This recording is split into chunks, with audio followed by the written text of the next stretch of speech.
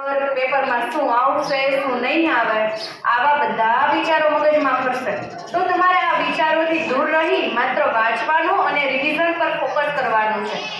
આપણી અત્યાર સુધીની મહેનત ઉપયોગી બનશે જ એ જ વિચાર સાથે ખૂબ સારી રીતે પેપર આપીને આવવાનું છે।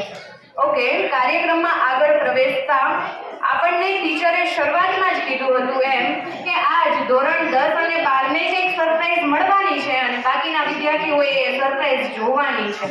આ શું હશે?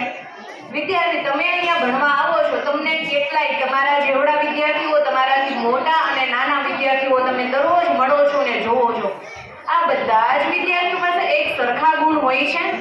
ના, કોઈક ભણવામાં હોશિયાર હોય, કોઈક સારા અક્ષરમાં, કોઈક શાંત હોય, કોઈક સારું ગાતું હોય, કોઈક સારું ડ્રોઈંગ કરતા હોય, આવું હોય છે।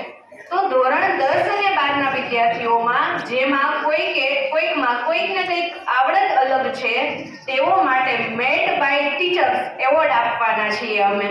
આ બધા જ એવોર્ડ દ્રષ્ટિ મેડમે બનાવ્યા, સાથે દિવ્યા મેડમ અને કૃપાલી મેડમે તેમાં લખાણ કર્યું છે। તાળીઓથી ટીચર્સનો આભાર વ્યક્ત